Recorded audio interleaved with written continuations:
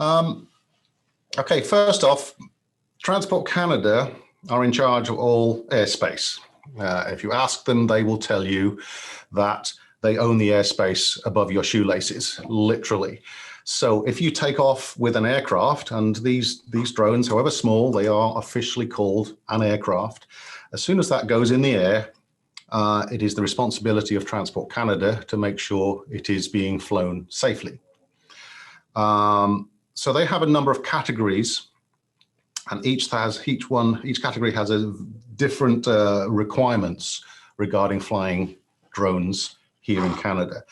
The most common category is the 250 gram to 25 kilogram range of drones. This is probably the most common style of drone that you might see flying around in the world. It all unfolds, so it's kind of nice and easy to carry. This particular one is a Dji Mavic. There are a number of models of this, but this weighs about 900 grams, just under a kilo. So it's very much in the 250 gram to 25 kilogram range. And it is that category that has the most regulations required for you to operate a drone in Canada. So what do you got to do when you've bought one of these to legally fly it? First thing you have to do is register it with Transport Canada. And there's a registration number you've got to stick on it. That's an easy job, cost about $10. You get a certificate, and then it's registered, so you're allowed to fly it.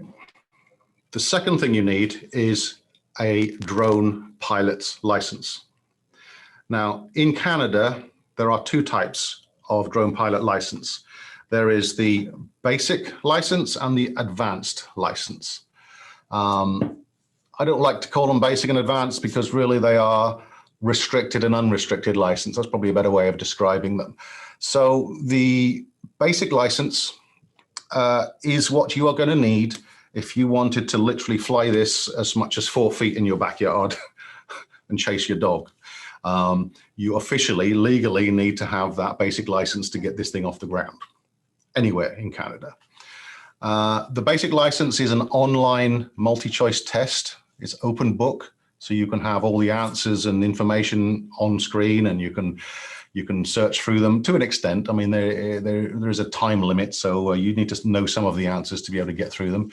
But there is only a 60% pass requirement to actually get your basic certificate. And with a few days of study and a basic understanding of the numbers and the limitations and stuff, and these things are available online. As long as you've got a basic understanding of what you can and can't do, and a general understanding of the rules around flying drones in Canada, a little bit of knowledge about meteorology and that kind of thing, basics of like flight, that's kind of all you need to be able to pass the basic exam. Now, once you've got your basic exam, yes, you are legally allowed to go out and fly this thing. There are limitations.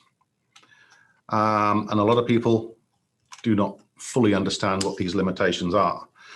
Probably the biggest limitation is with a basic pilot's license, you cannot fly this thing closer than 100 feet or 30 meters from a bystander or a member of the public or somebody not involved directly with the drone. Obviously, you're going to be able to fly it close to yourself if you're flying it.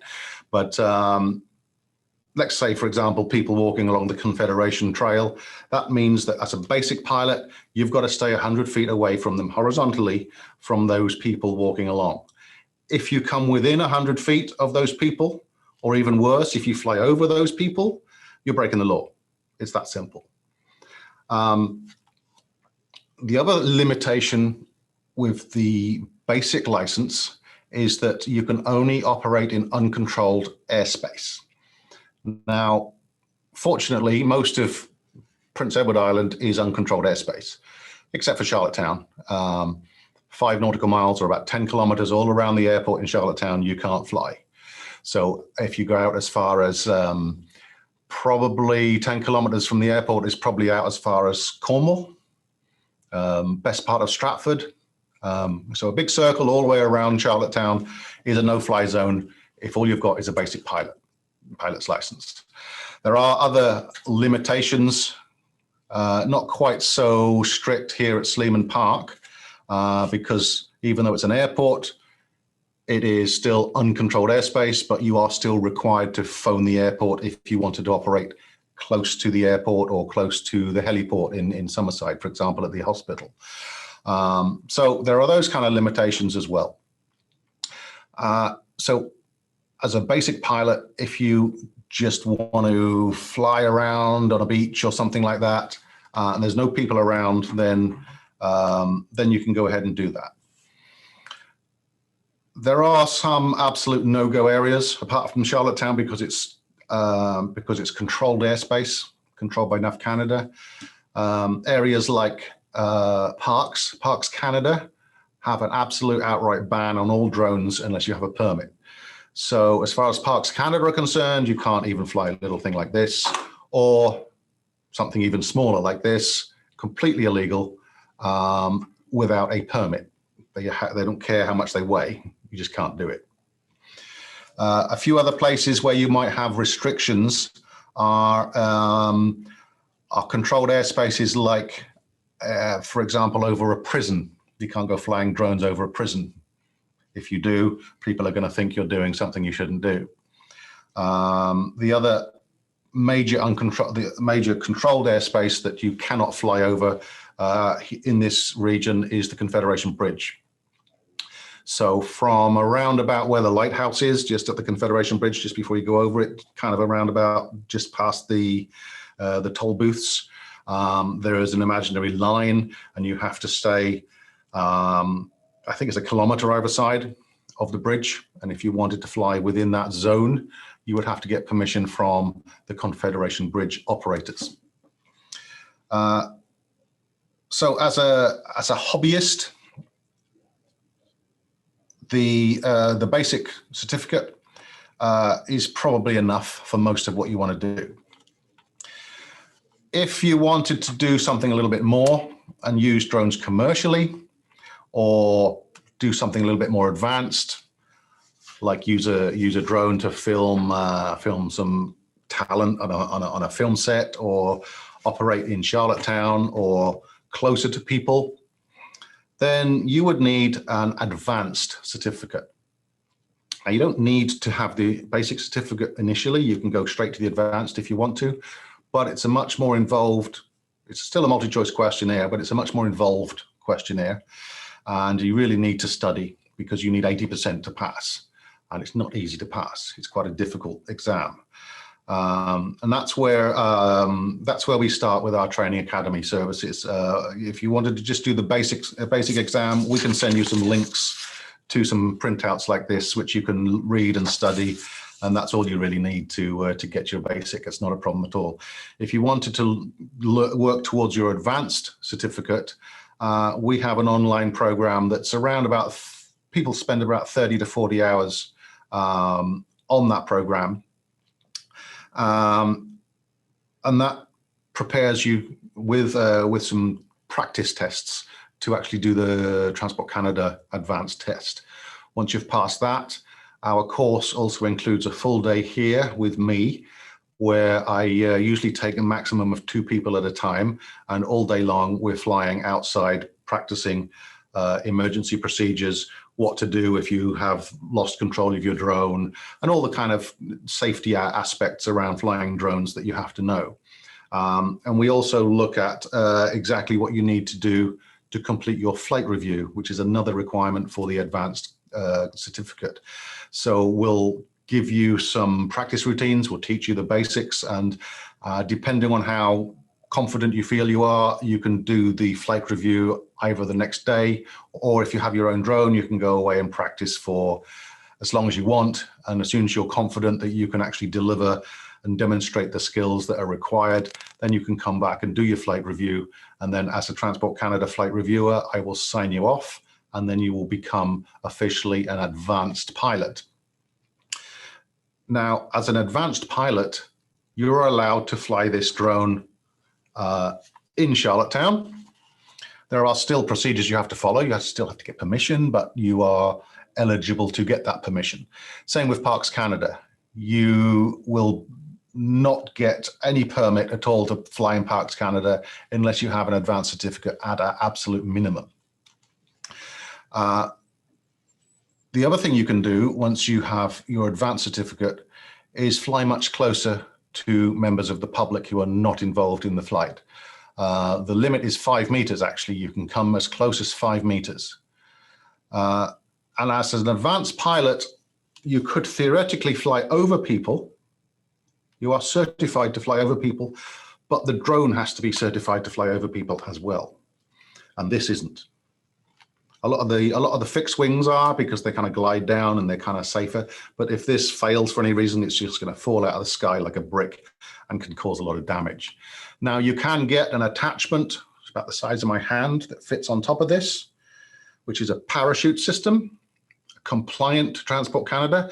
And if you attach that parachute system to your drone, you are then legally allowed to fly this over people, over the general public, over cities. And that is the only way you're going to do it. The downside is the parachute for this thing is about $3,000. Okay, way more than the price of the actual drone itself.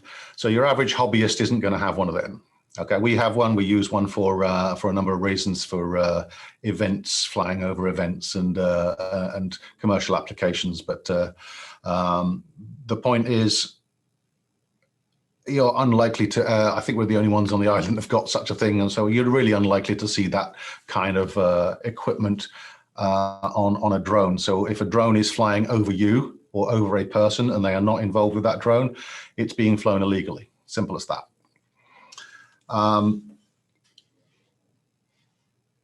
Now, there are a number of other rules and regulations that pertain to flying drones, but are not directly about flying drones. And I'm talking about trespassing,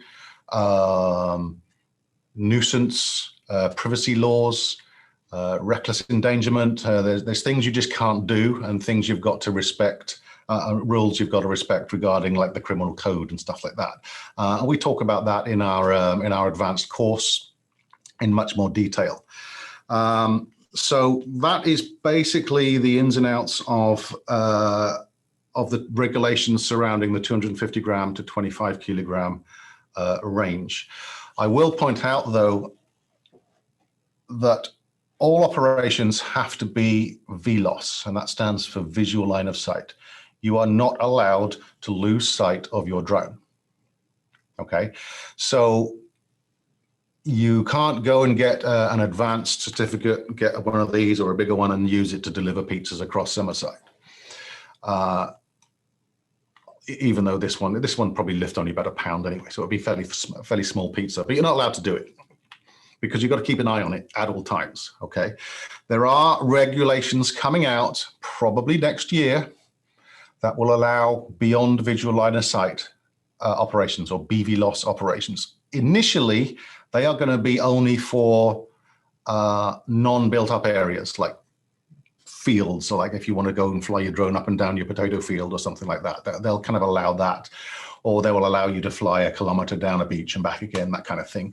But to actually fly over a city, delivering stuff, that's probably 2 years away before those regulations are going to be implemented to allow that to happen. And there'll be a lot of safety aspects involved in automatic sensors and all fancy things to be able to have permission to do that. So for now, with the advanced certificate, you have the ability to pretty much fly anywhere. You will be expected to have that advanced certificate if you wanted to like fly near the Confederation Bridge or somewhere where it's a restricted area, like a military establishment, something like that, close to an airport, close to people. And that's really the certificate that everybody goes for who want to operate drones, either for themselves commercially or because they are doing it for a business that they work for. One thing we do after the advanced training is offer specialist training. So we can help companies develop their own drone department, if you like. We also train first responders and the police and everything else. So we can actually tailor systems and actually concentrate on teaching you how to operate the ins and outs of operating a specific drone. Just a couple of little things about these smaller drones. If it's under 250 grams, Transport Canada do not consider it to be a threat to aviation. However, that doesn't mean to say you can do what you like with it, because this is like 100, 150 grams. This is less than 250 grams, but it's a bit lightweight. You're very limited as to what you can do with this. As you can imagine, the wind would blow it all over the place. You're going to get a rather sort of shaky, not such a good camera image as you are with this. And again, this one here would be even better quality. What you have to be aware of is the rule surrounding the fact that if you're going to have a drone in the air, you must not endanger or be likely to endanger other airspace users or people.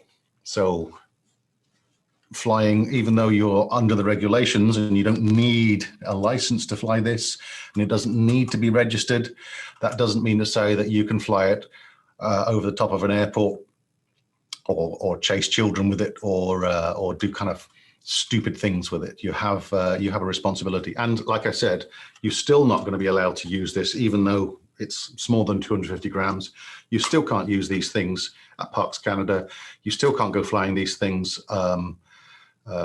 in restricted areas like over prisons and military areas and the Confederation Bridge. So there are still rules and regulations surrounding flying these, just not so many.